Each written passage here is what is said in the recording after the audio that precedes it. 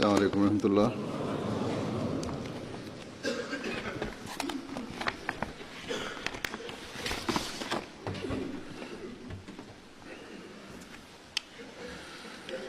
أشهد أن لا إله إلا الله وحده لا شريك له وأشهد أن محمدا عبده ورسوله أما بعد فأعوذ بالله من الشيطان الرجيم بسم الله الرحمن الرحيم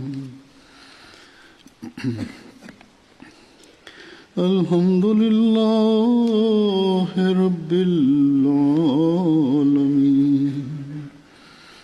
الرحمن الرحيم مالك يوم الدين إياك نعبد وإياك نستعين اهدنا الصراط المستقيم صراط الذين أنعمت عليهم غير المغضوب عليهم ولا الضالين۔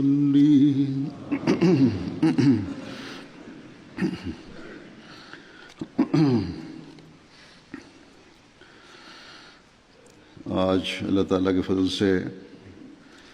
قادیان کا جلسہ سالانہ شروع ہو چکا ہے۔ اللہ تعالیٰ سے دعا کریں کہ جلسے کے 3 دن وہاں خیریت سے گزریں، اور جس مقصد کو لے کر مخلصین جماعت اس جلسے میں شامل ہونے کے لیے آئے ہیں وہ مقصد حاصل کرنے والے ہوں، اور وہ مقصد ہے اللہ تعالیٰ کے حضور دعائیں کرنا اور اپنی علمی حالتوں کو، اپنی عملی حالتوں کو بہتر کرنے کی کوشش کرنا، اللہ تعالیٰ سے اپنے تعلق کو مضبوط کرنا،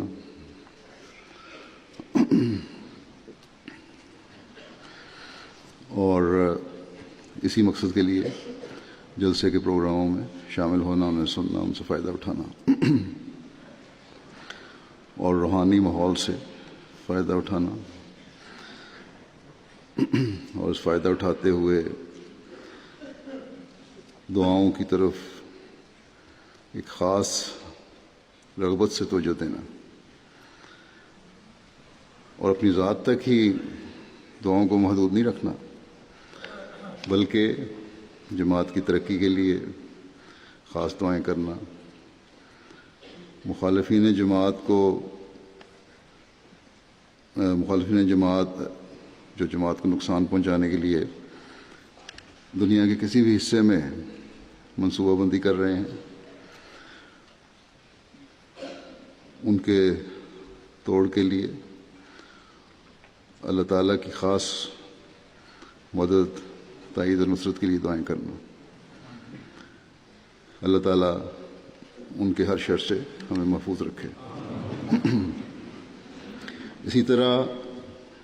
مسلمانوں کی عمومی حالت اور اللہ تعالیٰ اور اس کے رسول کے نام پر بعض گروہ اور حکومتیں جو حرکتیں کر رہی ہیں، جو ظلم کر رہی ہیں، اس اور مسلمان کو جس طرح گردن زدی کر رہا ہے، ان کو جس طرح قتل و غارت ان کی ہو رہی ہے، ان کو تباہ کیا جا رہا ہے، ان کے لیے بھی دعا کرنا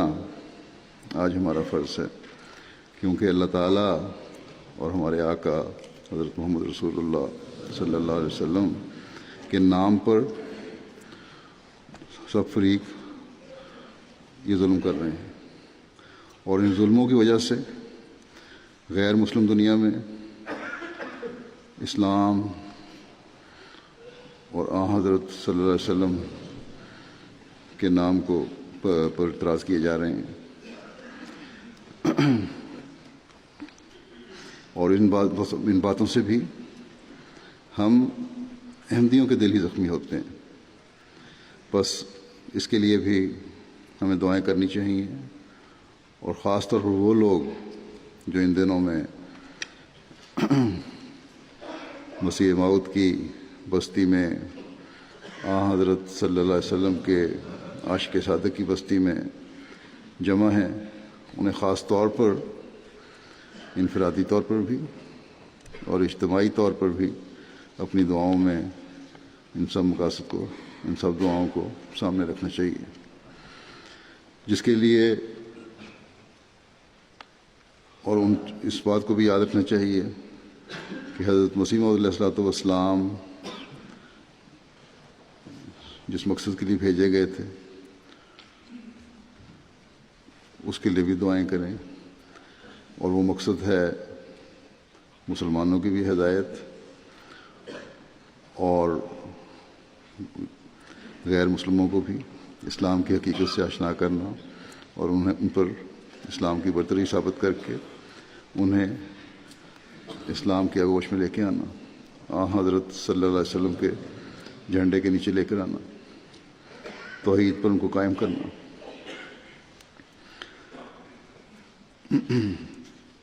اسی طرح عمومی طور پر دنیا کے حالات کے لیے بھی دعا کریں، اللہ تعالیٰ تمام انسانوں کو عقل دے اور وہ تباہی کے گڑھے میں گرنے سے بچ جائیں۔ آج دنیا کو مسیح موعود کے ماننے والوں کی دعاؤں کی بہت ضرورت ہے۔ بس قادیان والوں کو جو جلسے میں شامل ہیں خاص طور پر، اور عام جماعت کو، عمومی طور پر جماعت کو بھی میں کہتا ہوں کہ دعائیں کریں کہ اللہ تعالیٰ دنیا کو عقل دے، مسلمان امت کو عقل دے، اور یہ لوگ اس حقیقت کو سمجھیں کہ اللہ تعالیٰ کے بھیجے ہوئے فرستادے کو مانے بغیر نہ ان کی بقا ہے نہ ان کی نجات ہے۔ اور نئے سال میں جب یہ داخل ہوں تو اس بات کو سمجھتے ہوئے داخل ہوں، اللہ کرے کہ ان کو عقل آ جائے۔ بہرحال دعا کا مضمون ایک ایسا ہے جس پر حضرت مسیح موعود علیہ الصلوۃ والسلام نے بے شمار جگہ مختلف مجالس میں ذکر بھی فرمایا، اپنی تحریرات میں بھی لکھا۔ دعا کیا ہے اور اس کے لیے کیسی حالت اختیار کرنی چاہیے، دعاؤں کی قبولیت کس طرح ہو سکتی ہے، اور دعا ہی تمام مسائل کا حل ہے، اس بارے میں جیسا کہ میں نے کہا حضرت مسیح موعود علیہ السلام نے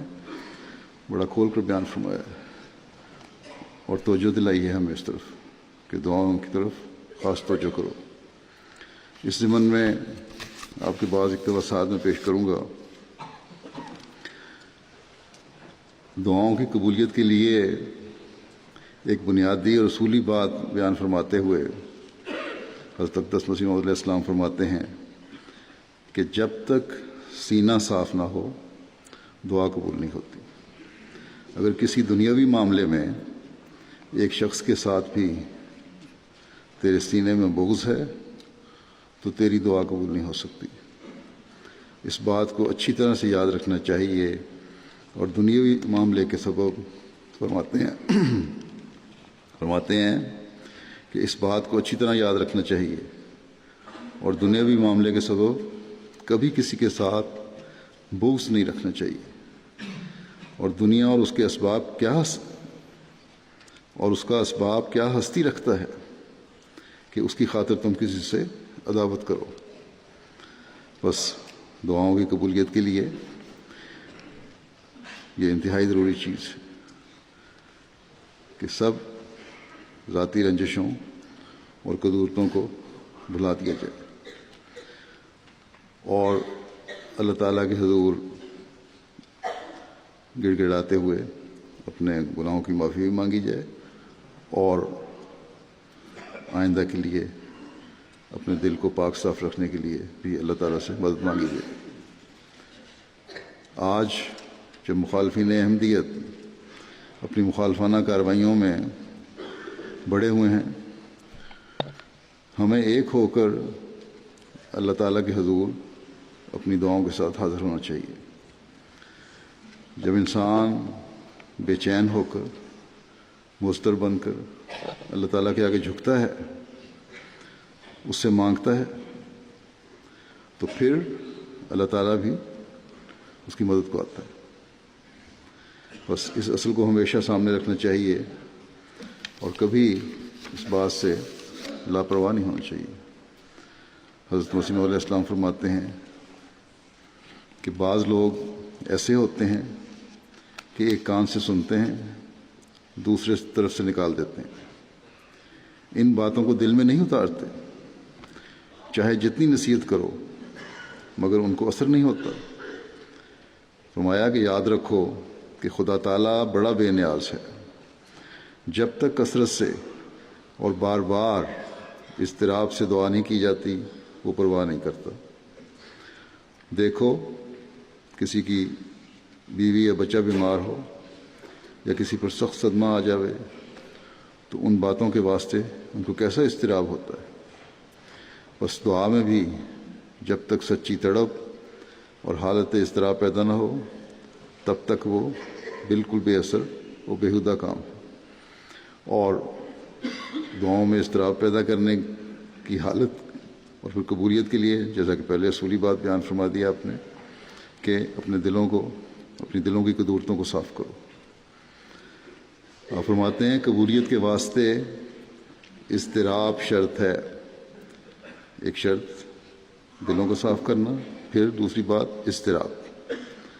جیسا کہ فرمایا امن یجیب المضطر اذا دعاہ ویکشف السوء، امن یجیب المضطر اذا دعاہ ویکشف السوء، یعنی وہ کون ہے جو بے قراری کی دعا قبول کرتا ہے جب وہ اسے پکارے اور تکلیف دور کر دیتا ہے۔ بس دعاؤں کے لیے اضطرار بھی ضروری ہے، اور پھر اس یقین پر قائم ہونا بھی ضروری ہے کہ ہر قسم کے اضطرار کی حالت میں اللہ تعالیٰ کی ذات ہی ہے جو کام آتی ہے، وہی ہے جو دعاؤں کو سنتا ہے اور اپنے بندوں کی مدد کرتا ہے۔ بس آج کل جو احمدی قادیان والوں کو میں مخاطب ہوں، ایک خاص روحانی ماحول میں مسیح موعود علیہ السلام کی بستی میں رہ رہے ہیں، وہاں کچھ دن گزار رہے ہیں، جو باہر سے آئے ہوئے ہیں، وہ اپنی نمازوں، اپنے نوافل میں ایک ایسی حالت پیدا کرنے کی کوشش کریں جو اضطرار کی حالت ہے، اور عمومی طور پر تمام جماعت کو اس سے توجہ دینی چاہیے، اور چلتے پھرتے بھی وہاں کے لوگوں کو خاص طور پر ادھر ادھر کی باتوں کے بجائے زیادہ وقت دعاؤں اور ذکر الہی میں گزارنا چاہیے۔ بے چین ہو کر اللہ تعالیٰ کی طرف جھکیں، تاکہ احمدیوں کے لیے جہاں بھی حالات تکلیف دہ ہیں اللہ تعالیٰ اپنے فضل سے ان میں بہتری لائے اور دشمن کو ناکام و نامراد کرے۔ اضطرار کی حالت اور دعا کی حقیقت کو بیان فرماتے ہوئے ایک جگہ فرماتے ہیں کہ یہ مت سمجھو کہ دعا صرف زبانی بک بک کا نام ہے، بلکہ دعا ایک قسم کی موت ہے جس کے بعد زندگی حاصل ہوتی ہے۔ جیسا کہ پنجابی میں ایک شعر ہے کہ جو منگے سو مر رہے، مرے سو منگن جا، یعنی مانگنے والا کی حالت ایسی ہوتی ہے کہ سب مر گیا، اپنا کچھ نہیں رہتا، اپنی ذات، اپنی انا کو بالکل ختم کر دیتا ہے، اور بالکل اپنی ذات کو فنا کر کے پھر مانگتا ہے۔ تو یہ حالت ہو تو تب اللہ تعالیٰ کے حضور ایسی حالت جب انسان پیش ہو تو دعائیں بھی قبول ہوتی ہیں۔ آپ فرماتے ہیں کہ دعا میں ایک مقناطیسی اثر ہوتا ہے، وہ فیض اور فضل کو اپنی طرف کھینچتی ہے۔ پھر دعا کی اہمیت، دعاؤں اور نوافل کی طرف توجہ اور خدا تعالیٰ کے فضل کو حاصل کرنے کی طرف توجہ دلاتے ہوئے آپ فرماتے ہیں کہ ہم یہ کہتے ہیں کہ جو خدا تعالیٰ کے حضور تضرع اور زاری کرتا ہے اور اس کے حدود و احکام کو عظمت کی نگاہ سے دیکھتا ہے، یہ بھی بڑا ضروری چیز ہے، حدود و احکام کو عظمت کی نگاہ سے دیکھنا۔ وہ کون سی حدود ہیں جو اللہ تعالیٰ نے قرآن کریم میں بیان فرمائی، جن کے بارے میں ہمیں حضرت صلی اللہ علیہ وسلم نے فرمایا، اور وہ سارے احکامات جو قرآن کریم میں بیان ہوئے ہیں ان کو عظمت کی نگاہ سے دیکھا جائے، کسی کو بھی معمولی نہ سمجھا جائے، اور اس کے جلال سے ہیبت زدہ ہو کر اپنی اصلاح کرتا ہے۔ یہ بھی یقین ہے کہ اللہ تعالیٰ کی نافرمانی کروں گا تو پھر سزاوار ہو سکتا ہوں، بس اس کو بات کو سامنے رکھتے ہوئے اپنی اصلاح کرتا ہے۔ تو فرمایا کہ وہ خدا کے فضل سے ضرور حصہ لے گا، اس لیے ہماری جماعت کو چاہیے کہ وہ تہجد کی نماز کو لازم کر لیں، جو زیادہ نہیں وہ 2 ہی رکعت پڑھ لے، کیونکہ اس کو دعا کرنے کا موقع بہرحال مل جائے گا۔ فرمایا کہ اس وقت کی دعاؤں میں ایک خاص تاثیر ہوتی ہے، یعنی تہجد کے وقت کی دعاؤں میں، کیونکہ وہ سچے درد اور جوش سے نکلتی ہیں۔ جب تک کہ خاص سوز اور درد نہ دل میں ہو اور درد دل میں نہ ہو، اس وقت تک ایک شخص خواب راحت سے بیدار کب ہو سکتا ہے؟ بس اس وقت کا اٹھنا ہی ایک درد دل پیدا کر دیتا ہے، جس سے دعا میں رقت اور اضطراب کی کیفیت پیدا ہو جاتی ہے، اور یہی اضطراب اور اضطرار قبولیت دعا کا موجب ہو جاتے ہیں۔ تہجد کی نماز میں، نوافل میں جو اضطراب اور اضطرار پیدا ہوتا ہے، اللہ تعالیٰ نے فرمایا مضطر کی دعا قبول کرتا ہوں۔ آپ فرماتے ہیں کہ اضطرار اور کی حالت اس وقت پیدا ہوتی ہے جب انسان اپنے آرام کو قربان کرے اور عبادت کے لیے اٹھے۔ فرمایا کہ لیکن اگر اٹھنے میں سستی اور غفلت سے کام لیتا ہے تو ظاہر ہے کہ وہ درد اور سوز دل میں نہیں، کیونکہ نیند تو غم کو دور کر دیتی ہے، لیکن جب کہ نیند سے بیدار ہوتا ہے تو معلوم ہوا کہ کوئی درد اور غم نیند سے بھی بڑھ کر ہے جو بیدار کر رہا ہے۔ پھر ایک اور بات بھی ضروری ہے، فرماتے ہیں پھر ایک اور بات بھی ضروری ہے جو ہماری جماعت کو اختیار کرنی چاہیے، اور وہ یہ ہے کہ زبان کو فضول گوئیوں سے پاک رکھا جائے، کہ فضول باتیں کرنے سے زبان کو پاک رکھو، کسی کو جذباتی تکلیف نہ پہنچاؤ، کسی قسم کی غلط باتیں نہ کرو، اور خاص طور پر وہاں جلسے کے ماحول میں تو اس بات کا خاص خیال رکھنا چاہیے، اور زیادہ وقت ذکر الہی میں گزارنا چاہیے۔ فرمایا کہ زبان وجود کی ڈیوڑی ہے، اور زبان کو پاک کرنے سے گویا خدا تعالیٰ وجود کی ڈیوڑی میں آ جاتا ہے۔ جب خدا یعنی کہ جو گھر کا دروازہ ہے، مین انٹرنس ہے، وہ ہے زبان، جب آ جاتا ہے، جب خدا ڈیوڑی میں آ گیا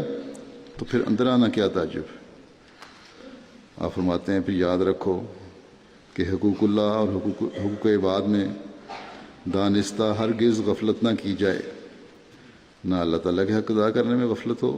نہ بندوں کے حق ادا کرنے میں غفلت ہو۔ جو ان امور کو مد نظر رکھ کر دعاؤں سے کام لے گا، یہ دونوں باتیں سامنے رکھو۔ فرمایا کہ جو ان دونوں باتوں کو سامنے رکھ کر دعاؤں سے کام لے گا، یا یوں کہو کہ جس سے دعا کی توفیق دی جاوے گی۔ آپ فرماتے ہیں کہ ہم یقین رکھتے ہیں کہ اللہ تعالیٰ اس پر اپنا فضل کرے گا اور وہ بچ جاوے گا۔ ظاہری تدابیر صفائی وغیرہ کی منع نہیں ہے، بلکہ برتوکل زانوے اشتر بے بند، یعنی توکل سے پہلے اونٹ کا گھٹنا باندھنا بھی ضروری ہے۔ آپ فرماتے ہیں اس پر عمل کرنا چاہیے، جیسا کہ ایاک نعبد و ایاک نستعین سے معلوم ہوتا ہے، مگر یاد رکھو کہ اصل صفائی وہی ہے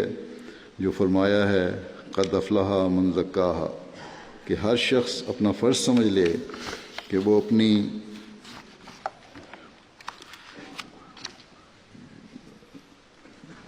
حالت کو درست کرے گا۔ مگر آپ فرماتے ہیں کہ وہی خدا کے فضل کا امیدوار ہو سکتا ہے جو سلسلہ دعا، توبہ اور استغفار کا نہ توڑے اور عمدن گناہ کرے۔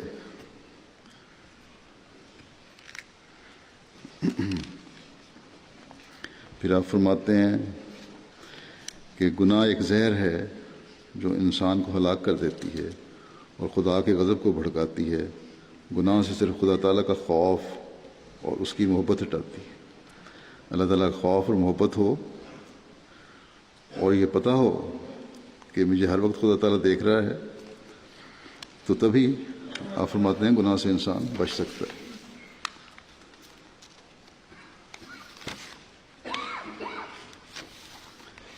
آپ فرماتے ہیں کہ دعا کے سلسلے کو نہ توڑو اور توبہ اور استغفار سے کام لو۔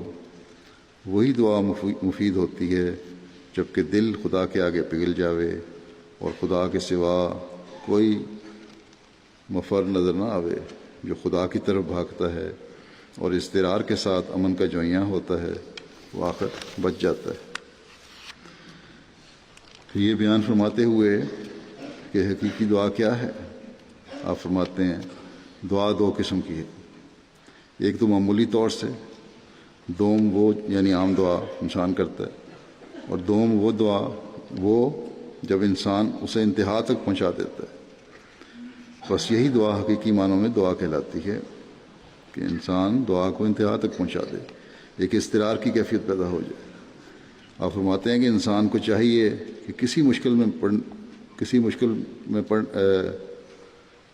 مشکل پڑنے کے بغیر بھی دعا کرتا رہے۔ یہ نہیں کہ جب کوئی مشکل آئی تب دعا کرنی ہے، کوئی مشکل نہ بھی پڑے تب بھی دعا کرتے رہنا چاہیے، کیونکہ اسے کیا معلوم کہ خدا تعالیٰ کے کیا ارادے ہیں اور کل کیا ہونے والا ہے۔ بس پہلے سے دعا کرو تب بچائے جاؤ۔ آپ فرماتے ہیں کہ بعض وقت بلا اس طور پر آتی ہے کہ انسان دعا کی مہلت ہی نہیں پاتا، بس پہلے اگر دعا کر رکھی ہو تو اس آڑے وقت میں کام آتی ہے۔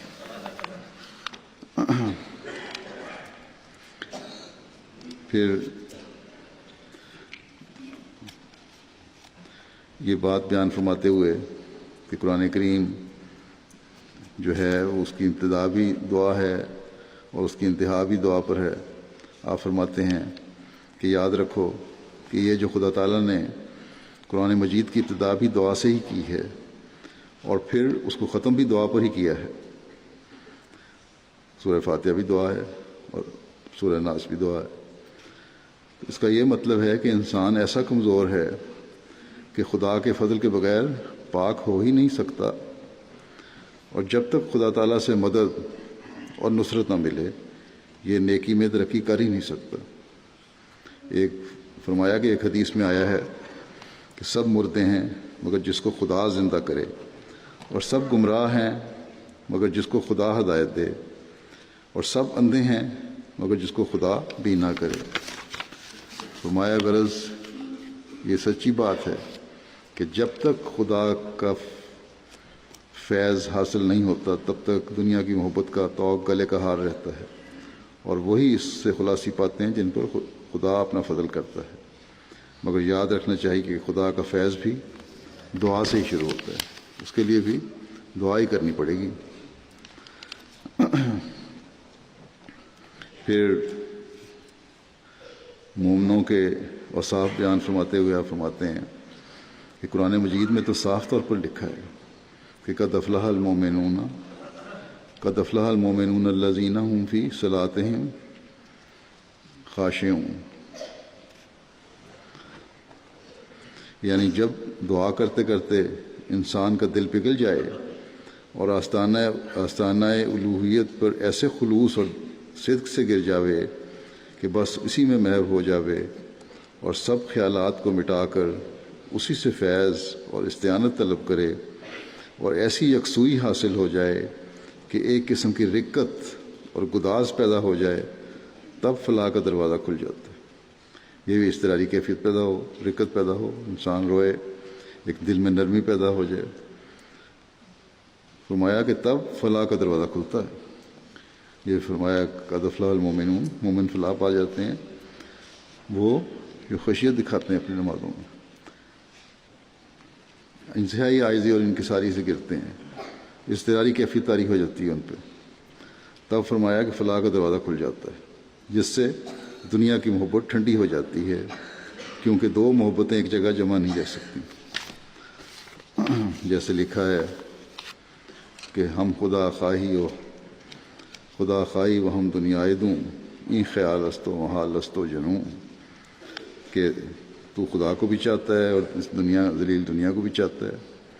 یہ محض ایک خیال ہے،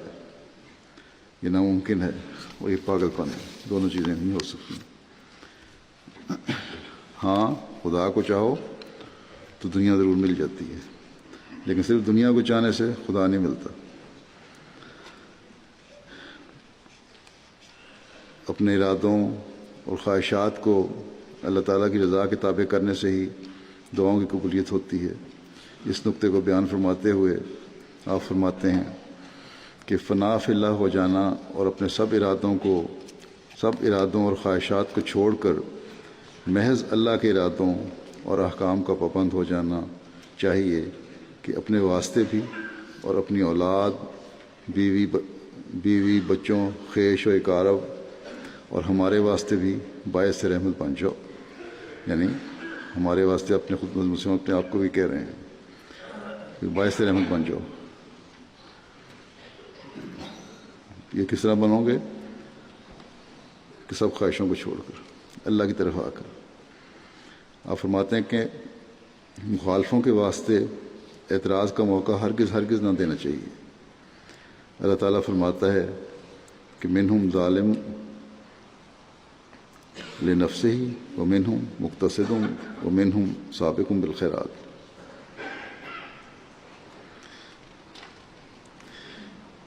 فرمایا کہ پہلی اس کا مطلب یہ ہے کہ کچھ ایسے ہیں جو اپنے نفس کے حق میں ظالم ہیں، اور ایسے بھی ہیں جو میانہ رو ہیں، اور ان میں سے ایسے بھی ہیں جو نیکیوں میں آگے بڑھ جانے والے ہیں۔ تو فرماتے ہیں کہ پہلی دونوں صفات ادنا ہیں، سابق بالخیرات بننا چاہیے، یعنی نیکیوں میں آگے بڑھنے والا بننا چاہیے۔ ایک ہی مقام پر ٹھہر جانا کوئی اچھی صفت نہیں۔ دیکھو ٹھہرا ہوا پانی آخر گندا ہو جاتا ہے، کیچڑ کی صحبت کی وجہ سے بدبودار اور بدمزہ ہو جاتا ہے۔ چلتا پانی ہمیشہ عمدہ، ستھرا اور مزیدار ہوتا ہے، اگرچہ اس میں بھی نیچے کیچڑ ہو، مگر کیچڑ اس پر کچھ اثر نہیں کر سکتا۔ یہی حال انسان کا ہے کہ ایک ہی مقام پر ٹھہر نہیں جانا چاہیے۔ یہ حالت خطرناک ہے۔ ہر وقت قدم آگے ہی رکھنا چاہیے، نیکی میں ترقی کرنی چاہیے، ورنہ خدا تعالیٰ انسان کی مدد نہیں کرتا، اور اس طرح سے انسان بے نور ہو جاتا ہے، جس کا نتیجہ آخرکار بعض اوقات ارتداد ہو جاتا ہے۔ اس طرح سے انسان دل کا اندھا ہو جاتا ہے۔ پھر دعاؤں کی قبولیت کے لیے یہ بھی ضروری ہے کہ انسان ہر روز نیکیوں میں ترقی کرے، جیسا کہ پہلے بھی بتایا آپ نے فرمایا ہے، ایک جگہ کھڑے نہیں ہونا چاہیے، بلکہ چلتے پانی کی طرح ہر روز مستقل انسان کو آگے بڑھتے چلا جانا چاہیے۔ آپ فرماتے ہیں کہ خدا تعالیٰ کی نصرت انہی کے شامل حال ہوتی ہے جو ہمیشہ نیکی میں آگے ہی آگے قدم رکھتے ہیں، ایک جگہ ٹھہر نہیں جاتے، اور وہی ہیں جن کا انجام بخیر ہوتا ہے۔ بعض لوگوں کو ہم نے دیکھا ہے کہ ان میں بڑا شوق و ذوق اور شدت رقت ہوتی ہے، مگر آگے چل کر بالکل ٹھہر جاتے ہیں، اور آخر ان کا انجام بخیر نہیں ہوتا۔ اللہ تعالیٰ نے، آپ فرماتے ہیں کہ اللہ تعالیٰ نے قرآن شریف میں یہ دعا سکھلائی ہے کہ اصلح لی فی ذریتی، کہ میری بیوی بچوں کی بھی اصلاح فرما۔ اپنی حالت کی پاک تبدیلی اور دعاؤں کے ساتھ ساتھ اپنی اولاد اور بیوی کے واسطے بھی دعا کرتے رہنا چاہیے، کیونکہ اکثر فتنے اولاد کی وجہ سے انسان پر پڑ جاتے ہیں، اور اکثر بیوی کی وجہ سے، اولاد کی وجہ سے بھی، بیوی کی وجہ سے۔ فرمایا کہ دیکھو، پہلا فتنہ حضرت آدم پر بھی عورت ہی کی وجہ سے آیا تھا۔ حضرت موسیٰ کے مقابلے میں بلعم کا ایمان جو حبط کیا گیا، اصل میں اس کی وجہ بھی توریت سے یہی معلوم ہوتا ہے کہ بلعم کی عورت کو اس بادشاہ نے بعض زیورات دے کر طمع دیا تھا، اور پھر عورت نے بلعم کو حضرت موسیٰ پر بد دعا کرنے کے لیے کے واسطے اکسایا تھا۔ غرض، آپ فرماتے ہیں، غرض ان کی وجہ سے بھی اکثر انسان پر مصائب اور شدائد آ جایا کرتے ہیں، یعنی اولاد اور بیوی کی وجہ سے۔ تو ان کی اصلاح کی، فرمایا کہ ان کی اصلاح کی طرف بھی پوری توجہ کرنی چاہیے، اور ان کے واسطے بھی دعائیں کرتے رہنا چاہیے۔ بس صرف دعاؤں کی طرف توجہ اور نیکیوں میں بڑھنے کے لیے ایک مومن کو اپنی ذات تک ہی محدود نہیں رہنا چاہیے، بلکہ اگلی نسل میں بھی نیکیوں کو اختیار کرنے کی طرف جہاں کوشش کرنی چاہیے، انہیں توجہ دلانی چاہیے، وہاں ان کے لیے دعا بھی کرنے کی ضرورت ہے، تاکہ ان میں بھی نیکیوں میں آگے بڑھتے چلے جانے کی روح پیدا ہو۔ ایک جگہ فرماتے ہیں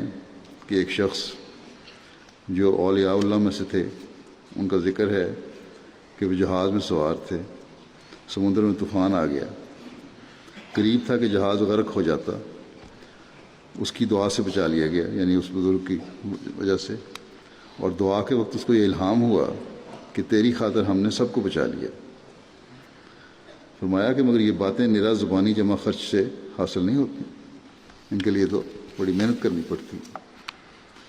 آپ فرماتے ہیں کہ ہماری طرف سے تو یہی نصیحت ہے کہ اپنے آپ کو عمدہ اور نیک نمونہ بنانے کی کوشش میں لگے رہو۔ جب تک فرشتوں کی سی زندگی نہ بن جاوے، تب تک کیسے کہا جا سکتا ہے کہ کوئی پاک ہو گیا؟ یفعلون ما یؤمرون، یعنی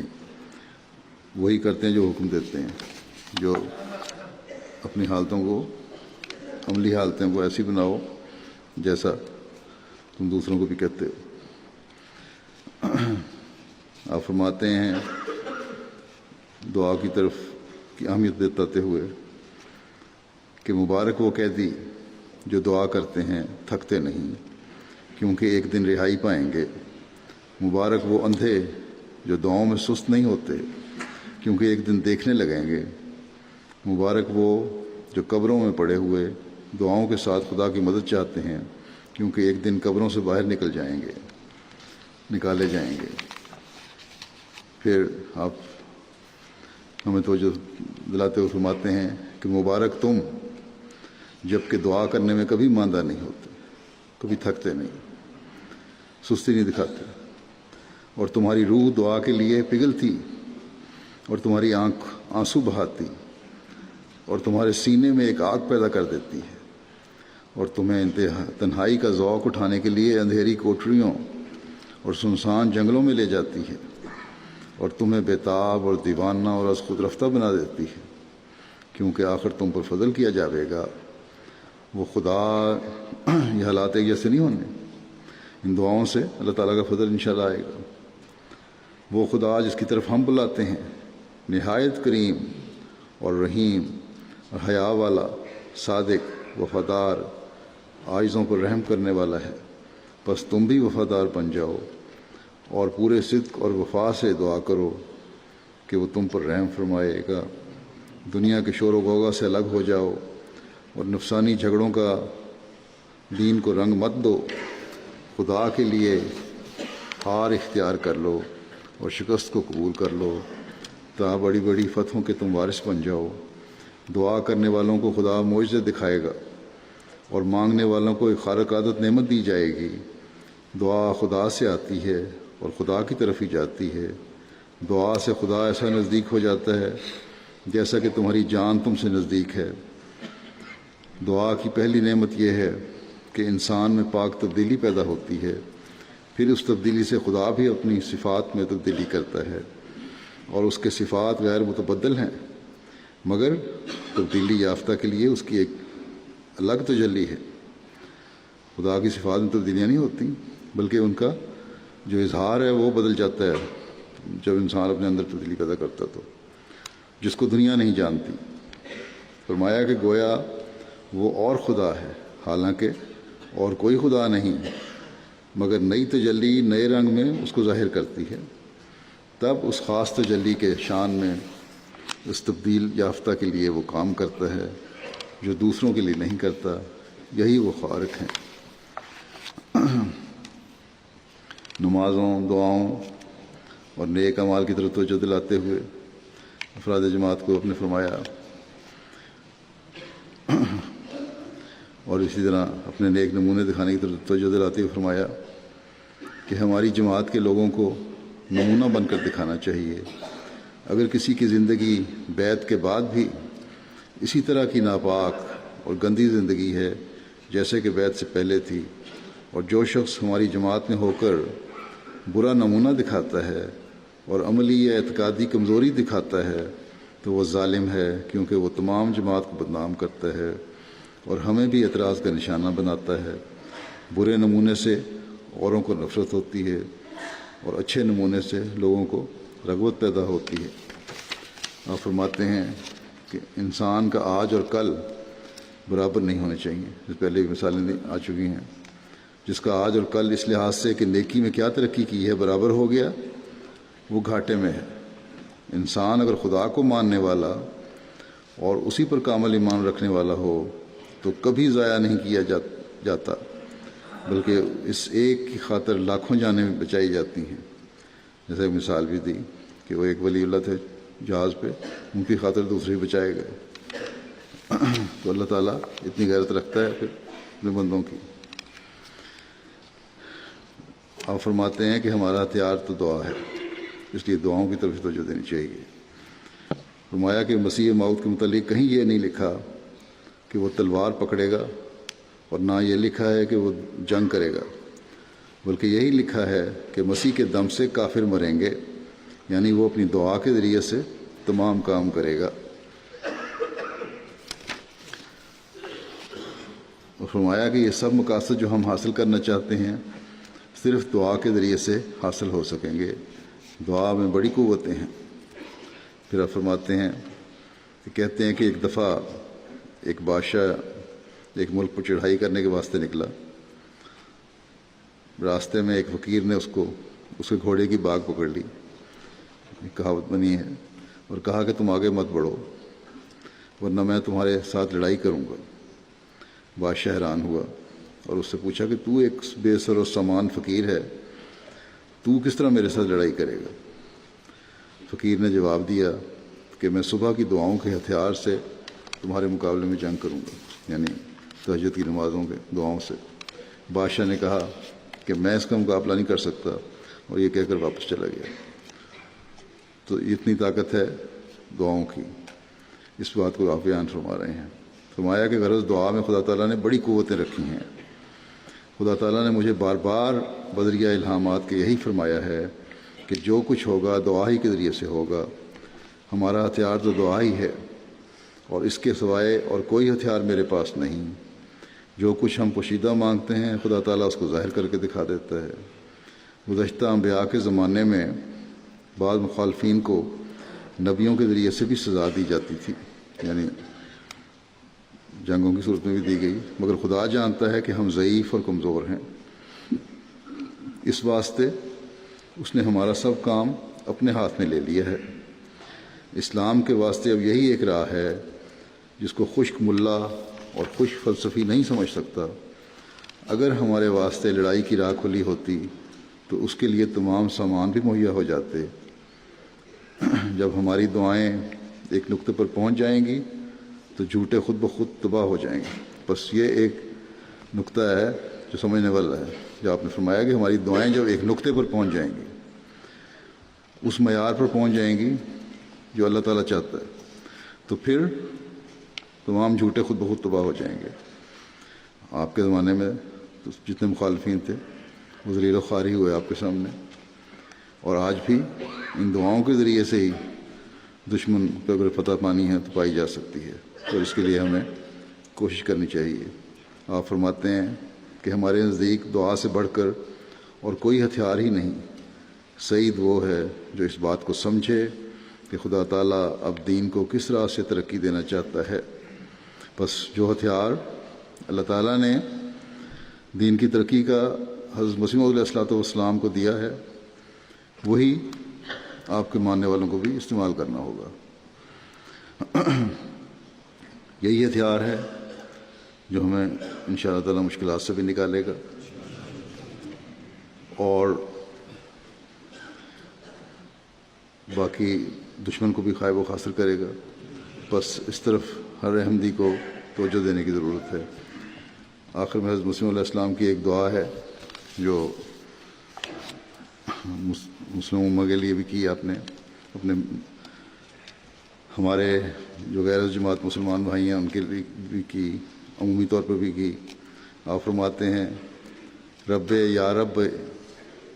اسمع دعائی فی قومی و تضرعی فی اخوتی انی اتوسل الیک بنبیک خاتم النبیین و شفیع و مشفع للمذنبین رب اخرجہم من الظلمات الی نورک ومن بیداء البعد الی حضورک رب ارحم علی الذین یلعنون علی واحفظ من تبک قوما یقطعون یدی وادخل ہداک فی جذر قلوبہم واعف عن خطیئاتہم وذنوبہم واغفر لہم وعافہم ووعدہم وصافہم وآتہم عیونا یبصرون بہا وآذانا یسمعون بہا وقلوبا یفقہون بہا وانوارا یعرفون بہا وارحم علیہم واعف عما یقولون فإنہم قوم لا یعلمون رب بوجہ المصطفیٰ ودرجۃ العلیاء والقائمین فی آناء اللیل والغازین فی ضوء الضحیٰ ورکاب لکا تعد السرا ورحال تشد الی ام القریٰ اصلح بیننا وبین اخواننا وافتح ابصارہم ونور قلوبہم وفہمہم ما فہمتنی وعلمہم طرق التقوی واعف عما مضی وآخر دعوانا ان الحمد للہ رب العالمین۔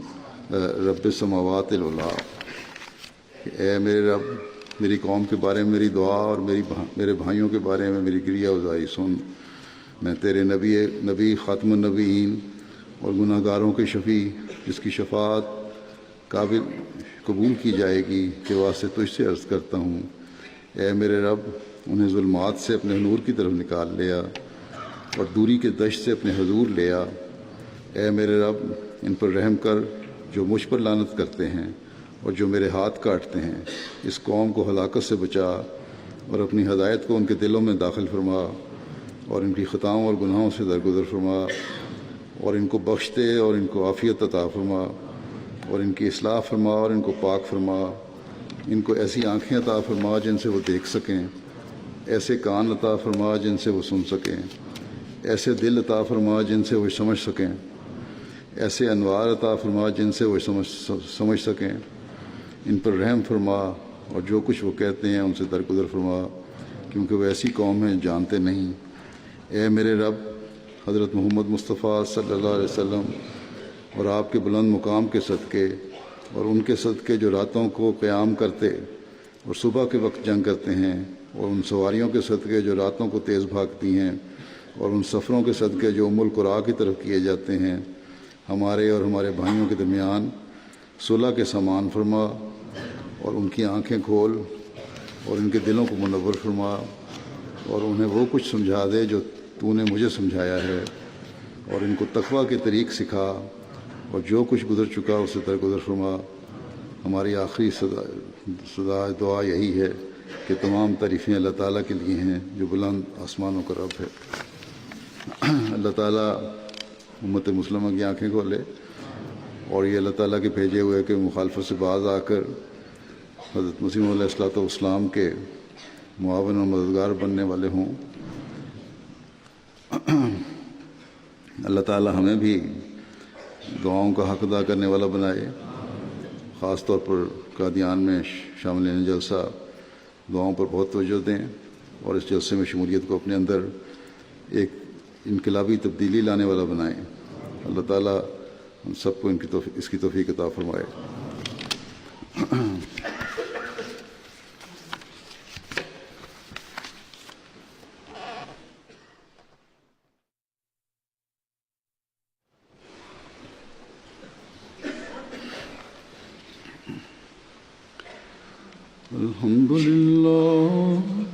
الحمد لله نحمده ونستعينه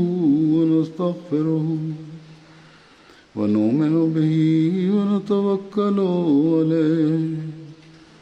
ونعوذ بالله من شرور أنفسنا ومن سيئات أعمالنا من يهده الله فلا مضل له ومن يضلل فلا هادي له ونشهد أن لا إله إلا الله ونشهد أن محمدا عبده ورسوله عباد الله رحمكم الله إن الله يأمر بالعدل والإحسان وإيتاء ذي القربى وينهى عن الفحشاء والمنكر والبغي يعظكم لعلكم تذكرون اذكروا الله يذكركم وادعوه يستجب لكم ولذكر الله أكبر